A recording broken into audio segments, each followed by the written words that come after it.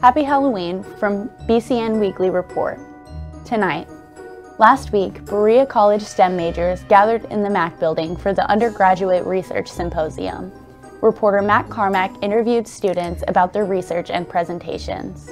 Also, Mountain Day 2023 was a success. Reporter Michael Harbin III attended and recapped the event.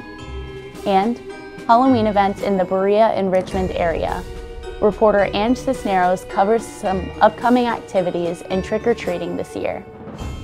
Finally, students share their favorite Halloween movies and spooky stories. Stay tuned to hear what BereaCollege students are interested in this spooky season. All of this and more coming up soon, tonight on BCN Weekly Report.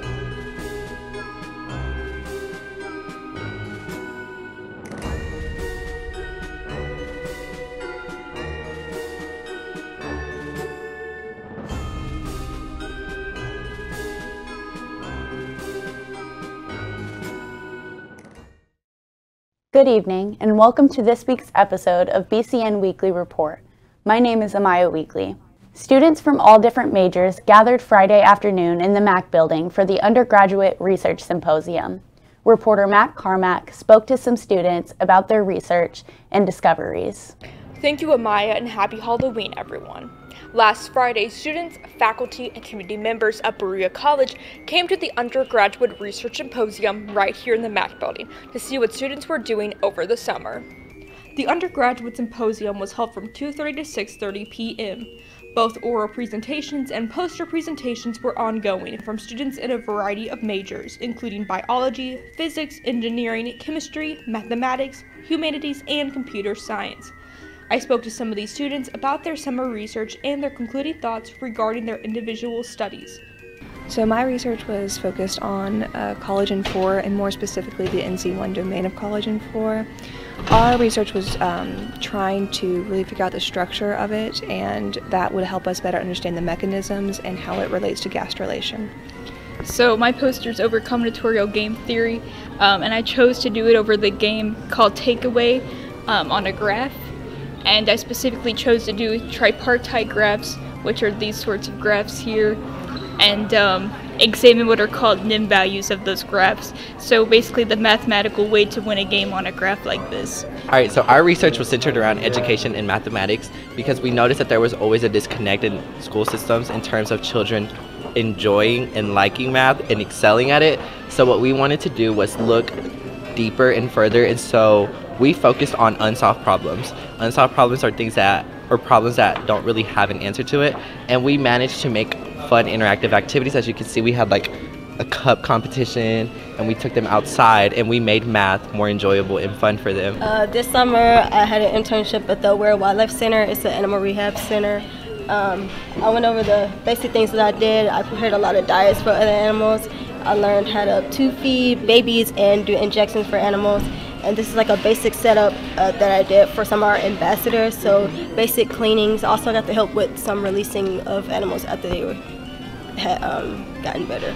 My project is about deciphering discoid domain receptor 1 mutations that result in constitutive activation. What that's about is there's a receptor on the cell membrane of kidney cells that result in like activation of various downstream pathways that contribute to physiological functions of the kidney. And we're looking at mutations on the discoid domain receptor in order to see if we can make it constitutively active, which means it's always active without the presence of a ligand. With the fall semester coming to an end, these research symposiums are coming to a close. However, to learn more about undergraduate research or internship presentations, check Beyond Berea, your email, or sign up for the bi-weekly math lunches. Reporting from the Mac building, Matt Carmack, BCN Weekly Report. Happy Halloween. Thanks, Mac. In other news, Mountain Day 2023 was just like all others, fun and successful. Reporter Michael Harbin III spoke to student participants and organizers about the event. Happy Halloween! Join us as we look at Berea's 2023 Mountain Day. We will be looking at the event itself as well as what it goes behind the scenes to make a Mountain Day. This year's was Berea's 148th Mountain Day. The theme was Made for the Mountain. To embody this, an arrangement of dance, music, poetry, and theater was presented throughout the day, following the traditional sunrise hike. On top of this, there was a large gathering of student-led tabling and various vendors for students to explore and enjoy. I spoke with Associate Director for Student Involvement and Engagement, Charles Saunders, as well as student participants to get an in-depth idea of what Mountain Day is to people. I think it went successful because of everybody was engaged. Like all the RSOs and departments that came and did the tabling, you know, they were there, they were ready, and they were excited. You know, the people that put on an event, their excitement really transmits to the people attending an event. And so everybody tabling was excited to be there, and you know, as the students and faculty and staff came in to attend, and you know, they saw their excitement and they got excited, and then on top of that, the dance and music performances were incredible. You know, I think that's what makes it a success. If people have fun, if people enjoy themselves, if people engage. So is this your first Mountain Day? This is my first Mountain Day, yes. So can you tell me a little bit about your experience here today? You know, I've had a lot of fun. People have been really welcoming to me, and you know, the booth, the people I'm representing, you know, the club, I guess. Well, could you tell us a little bit about the club and why you're dressed up like this? So we are Rat Fight Team 9152. We are a robotics team. We moved up from Berea Community High School last year. I am a high school student. I'm a senior in high school, Berea Community High School. And we moved up to the college this year, because the school wasn't providing what we needed to. And moving to the college, we can provide outreach to not just a high school here in Berea, but high schools all the way across central Kentucky. You know, even really a different experience. I came in the afternoon this time, so it's definitely a bit warmer. But yeah, there's a bunch of free stuff to give out, a bunch of materials and plants and stuff like that. So it's been pretty fun. I did like the donuts. I went over there into the donut stand and got some of the powdered sugar donuts. So it was really fun. Yeah, I like the community. That is all we have on this year's Mountain Day, and we anticipate more successful Mountain Days in the future. This is Michael Harmon III reporting for BCN Weekly Report, and have a happy Halloween. Thanks, Mike. We'll be back with more news after this short break. Do you know what a ghost's favorite street is? Everyone knows that. It's a dead end. Duh. With Halloween right around the corner, your friends here at the Connecticut State Police want to take the time to provide you a few tips to ensure that you and your family are staying safe while trick-or-treating. As it gets dark, please carry a flashlight and wear light clothing. If you have a costume that is dark, wear chem lights or put some type of light on that costume. You're never too old to utilize the buddy system. Remember, when trick-or-treating with young children, they should always be accompanied by responsible adults or guardians. Only go to houses that are lit. These are houses that are expecting trick-or-treaters. And to our motorists, please ditch all distractions. We want to ensure the safety and security of all individuals trick-or-treating. Have a happy Halloween.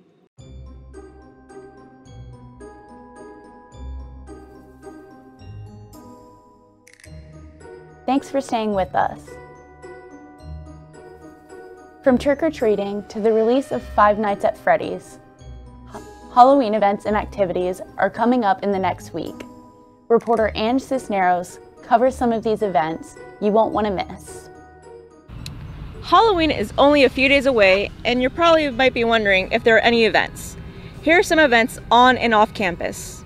First, we have the Pumpkin Patch and Carve on October 29th from 2 to 5 p.m. at Alumni Fields. The Office of Student Engagements are the hosts. The second event is Spooky Misconceptions About Sex. It is held on October 30th from 6 to 8 p.m. at Baird Lounge. Hart and BereaCollege General Actions are the ones in charge. Some activities include pumpkin painting, trick-or-treating, and food. The third event is Hall Trick or Treat. It is held on October 31st from 5:15 to 6:15 p.m. at the Quad. Student Life is hosting the event. It pretty much includes music, Halloween goodies, popcorn, cotton candy, and more. The last event on campus is Halloween Costume Party on October 31st from 6:30 to 9:30 p.m. at Woods Pen. CAB is hosting the event. Now, for some events off campus. The first event off campus is the Edge of Darkness Haunted House, open until October 28th on Fridays and Saturdays at 128 Mount Vernon Road. The next event is the Halloween Ghost Stories on October 26th at 7 p.m. at 444 Chestnut Street. The Berea Arts Council is hosting it. And here are some movie recommendations. Showing now is The Killers of the Flower Moon. And some upcoming movies are After Death, opening on October 27th, followed by Five Nights at Freddy's, also opening on October 27th. And lastly, we have Trick or Treat in Berea and Richmond on October 31st from 6 to 8 p.m.